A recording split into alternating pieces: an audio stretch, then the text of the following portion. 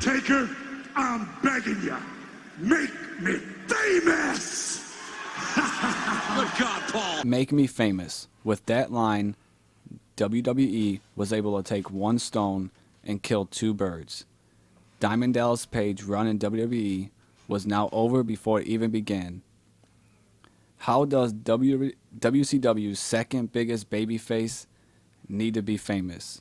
Goes from working with mainstream stars like Karl Malone, Jay Leno, Dennis Rodman, Hulk Hogan, Macho Man, and even movie stars with Ready to Rumble.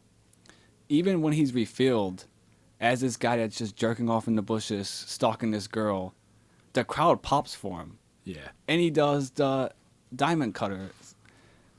But he's supposed to, he's not.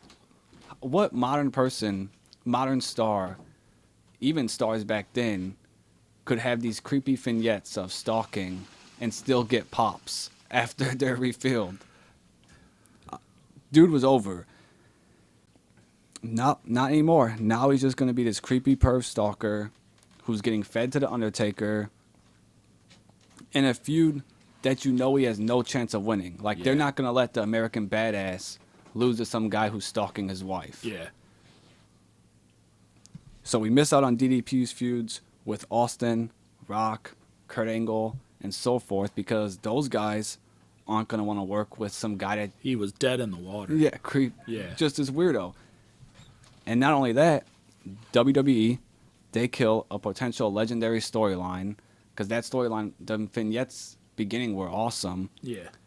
But now it just turns into, hey, guys, WCW, those guys are losers. They're perverts. They're creeps. Pretty much. They're just going to get their ass kicked this whole time. Pretty much. That's what they turned the storyline into when it had potential if they chose someone else.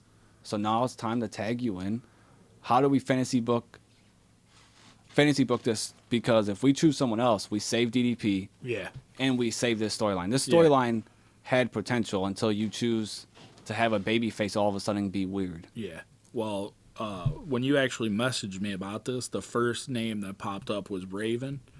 And I feel like you could do that, the stalking thing and the make me famous thing, and it works so much better with Raven because the stalking thing, you could say those are like the mind games that Raven's playing, and then the make me famous, like, yeah, it could just be his disgruntled, like, you know, I've been around this long in wrestling, I've done all this, ECW champion, WCW United States champion, all this stuff, and I get no respect, so I'm coming after the Undertaker. He's going to make me famous, which the Undertaker at the time was using that as a catchphrase. I'll make you famous, whatever.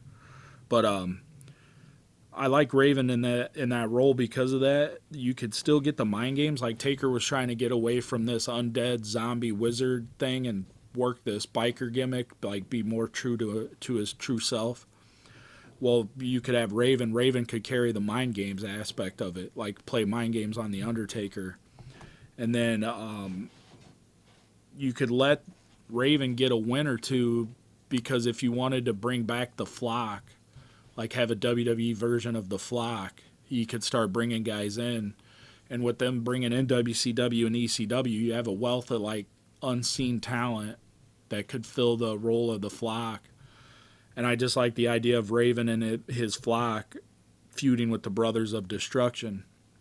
But the one guy that I think would have been perfect in that angle with the Flock, and even if you just did this guy, it would still work, Raven and this guy, but I think Sean O'Haire would have benefited greatly from Raven. Raven's an underrated creative mind and in-ring performer in wrestling, so that would have helped Sean O'Haire. And then getting to work with The Undertaker and Kane and see how like a big man works, I think would have benefited Sean O'Haire.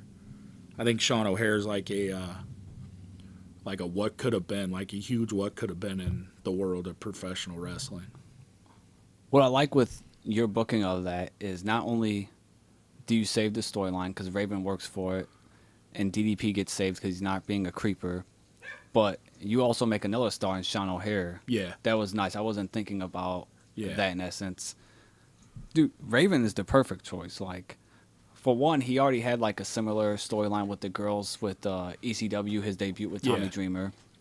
Paul Heyman's in WWE right now, so he was in ECW. Paul can make this work with Raven Yep. and Undertaker. Yeah. I keep thinking about the movie Fear. Raven could play that Mark Wahlberg role. Oh, yeah. And then Undertaker plays the dad that's gonna beat the fuck out of the weirdo. And then, like, based off of, depending on the Undertaker's, like, willingness to do it, in ECW, Raven stole Sandman's family. Like, he stole his son and his wife and got, like, they had the son on TV saying, "You're not my dad no more. Raven's my dad." If Undertaker was behind it, you could kind of do the same thing where maybe his wife sides with Raven, starts dressing like Raven, and it just expands the mind games. And then you ultimately get this huge, like, ass kicking from the Undertaker on Raven. And also, that feud didn't go that long with DDP and Undertaker. I think if you do Raven and you kind of play into the mind games and you bring in the Flock and Sean O'Hare and other things, you can stretch that out almost to maybe the next WrestleMania. And you give the fans a new star while saving another star in DDP. DDP should have been a focal point of the invasion. If you were still going to do the invasion, it should have been him and Booker T as the main two guys. Him, Booker T, and RVD from the ECW side. Because, like you said, he was a WCW World Champion. He was like their Rock. I mean, he was the second biggest baby face. Wasn't his name over there too sometimes, the People's Champ? He would call himself the People's Champ, yeah. And then everything he did with the big matches with Hogan and Dennis Rodman and all that. So he should have been probably the main guy carrying the invasion angle from the WCW, ECW side. Like, seeing this and replaying it, like, as a kid, I hated it. And now replaying it now to catch up. Dude, I could see why Sting didn't want to go to WWE for years. It's like, that's what you do to the second? What are you going to do to me? Like, you're really going to be pissed off at me? Like, Well, they ended up being pissed off at Sting. Yeah. At least it wasn't as bad as this. Like, this was just, to me, like, when people say Vince is, like, petty or, like, an asshole, That's is, like, the biggest example. Yeah, it's like the whole invasion, really. Yeah, I know a lot. I know it was past the invasion, but I know another thing was Triple H with Booker T. A lot of people were mad that Booker didn't go over. So it's like he never really treated anyone from WCW with respect, really. That's why it's so much more impressive that AJ was able to. In essence, it seems like Vince loves AJ. I don't think he knew who AJ Styles was. He was just like, dude, this dude's awesome. I think even AJ Styles recently said that Vince McMahon didn't know who he was. What? That's a bad look. Also, TNA was never close to putting him out of business. So he never got caught on the radar, huh? Well, that and like at WCW almost put him out of business. Oh, so it was like a personal beef. Yeah. TNA never even came close, so I don't think he was going to embarrass AJ Styles. Yeah.